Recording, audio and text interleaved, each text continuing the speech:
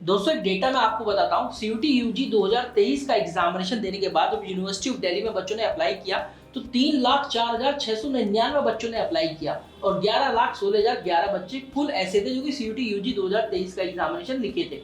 लेकिन यहाँ पर केवल 2,05,51 बच्चे ही ऐसे रहे जो कि अपनी प्रेफरेंस फिल कर पाए यूनिवर्सिटी ऑफ दिल्ली में, और बाकी बच्चे मतलब 1,04,148 ऐसे स्टूडेंट थे जिनको रिजेक्शन का सामना करना पड़ा। क्या आपको पता है यूनिवर्सिटी ऑफ दिल्ली अपने इंफॉर्मेशन बुलेटिन में ये भी मेंशन करती है कि क्या क्या ऐसी वजह है जिनकी वजह से स्टूडेंट्स को रिजेक्शन का सामना करना पड़ता है एप्लीकेशन प्रोसेस में, या फिर जो यूनिवर्सिटी ऑफ दिल्ली की एडमिशन अथॉरिटीज है, चाहे वो एडमिशन डीन हरीश गांधी जी क्यों ना हो या फिर वाइस चांसलर योगेश सिंह जी क्यों ना हो, वो समय समय पर वेबिनार करके स्टूडेंट्स को ये भी बताते रहते हैं कि क्या क्या ऐसी मिस्टेक्स हैं जो कि नहीं करनी है इस एडमिशन प्रक्रिया के लिए। सो हाय एवरीवन, मेरा नाम है आकाश। इस वीडियो में डिस्कस किया यूनिवर्सिटी ऑफ दिल्ली की रिजेक्शन पॉलिसीज क्या है जो कि आपको ध्यान में रखनी है और आपको रिजेक्शन का सामना बिल्कुल नहीं करना है यूनिवर्सिटी ऑफ दिल्ली के एडमिशन प्रोसेस में। तो let's start the video without wasting any time.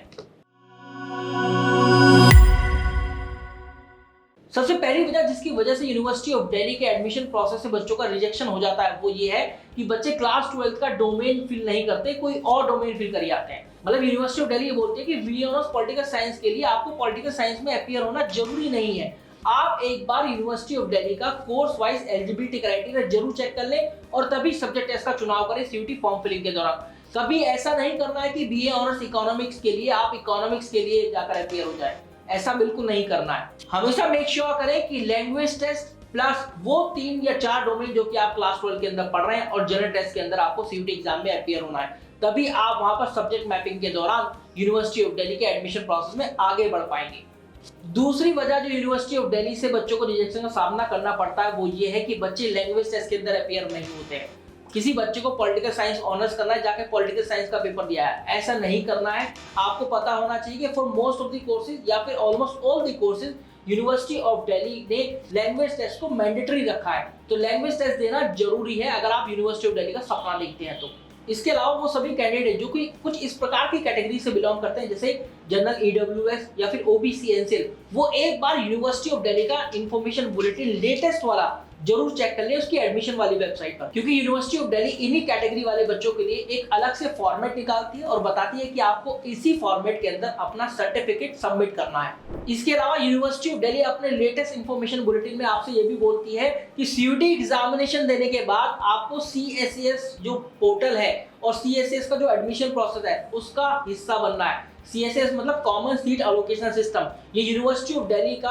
अलग से एडमिशन वाला पोर्टल है और उसके अलग अलग फेजेस भी हैं, फेज 1, 2 और 3। फेज 1 में आप अपने आप को रजिस्टर करते हैं, फेज 2 के अंदर आप अपनी सब्जेक्ट की मैपिंग करते हैं और कोर्सेज एंड कॉलेजेस का वहां पर कॉम्बिनेशन फिल करते हैं। फिर फेज 3 के दौरान आपको एडमिशन प्रोसेस के दौरान या काउंसलिंग प्रक्रिया के दौरान आपको सीट मिल रही होती है आपके कॉलेजेस के अंदर। कई बार ऐसा भी हो जाता है कि किसी स्टूडेंट का कट ऑफ क्लियर करने के बावजूद भी कोर्स एंड कॉलेज के अंदर एडमिशन नहीं हो पाता है। ऐसा इसलिए होता है क्योंकि अगर अवेलेबल सीट से ज्यादा नंबर ऑफ स्टूडेंट रहते हैं फिर यूनिवर्सिटी ऑफ दिल्ली सीयूटी का स्कोर ना उठाकर आपका क्लास 12 का स्कोर उठाती है और वहां पर टाई ब्रेकिंग रूल का इस्तेमाल करती है, जहां पर फिर आपके best of 3, best of 4, best of 5 marks consider किए जाते हैं सब्जेक्ट्स के क्लास 12 के। इनकेस अगर बेस्ट ऑफ 5 भी बराबर हो गए तो फिर एक ओल्डर कैंडिडेट को जगह दी जाती है। अगर आप सीयूटी एग्जाम की तैयारी कर रहे हैं तो you can explore our courses as well, जो कि www.toprankers.com पर आपको मिलेंगे। इसके अलावा if you guys want to book a free of cost counselling session with अस,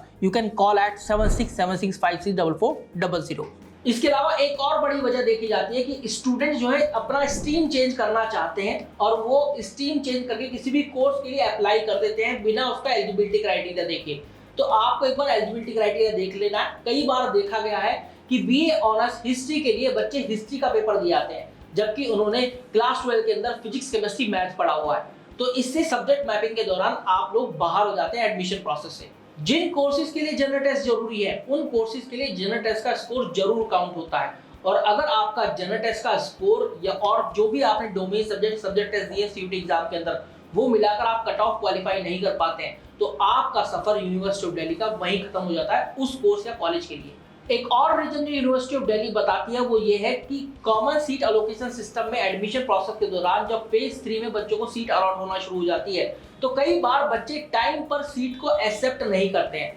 जबकि यूनिवर्सिटी ऑफ दिल्ली द्वारा दी जाती है एक टाइम लिमिट, एक समय दिया जाता है, एक डेडलाइन दी जाती है, उसी डेडलाइन के अंदर आपको सीट एक्सेप्ट करनी होती है। सीट एक्सेप्टेंस के बाद जब आपका नोटिफिकेशन कॉलेज के पास जाता है तो कॉलेज आपके डॉक्यूमेंट वेरीफाई करना शुरू कर देता है ऑनलाइन। इन केस अगर कॉलेज कोई भी क्वेरी जनरेट करता है और आप जाकर क्वेरी टैब में उसको नहीं देखते हैं, उस क्वेरी को एंटरटेन नहीं कर पाते हैं, तो फिर आपका कैंडिडेट रिजेक्ट हो जाता है। इन केस अगर कॉलेज ने आपके डॉक्यूमेंट वेरिफिकेशन सक्सेसफुल कर दिया और आपके पास नोटिफिकेशन भी आ गया, उसके बाद आप फी पेमेंट टाइम पर नहीं कर पाते हैं, वही टाइम लिमिट जो कि यूनिवर्सिटी ऑफ दिल्ली आपको बताती है, उसी डेडलाइन के अंदर आपको फी भी पे करनी होती है। अगर आप ऐसा नहीं करते हैं, आप डेडलाइन एक भी दिन अगर आप एक भी मिनट चूक जाते हैं, तो फिर आपको रिजेक्शन का सामना करना पड़ता है। यूनिवर्सिटी ऑफ दिल्ली का आपका सफर वहीं खत्म हो जाता है। तो ये कुछ रीजंस हैं जिनकी वजह से यूनिवर्सिटी ऑफ दिल्ली बच्चे का कैंडिडेचर रिजेक्ट कर देती है, या फिर ये बोलना होगा बच्चे जो हैं खुद से अपना कैंडिडेचर रिजेक्ट करवा लेते हैं यूनिवर्सिटी ऑफ दिल्ली से,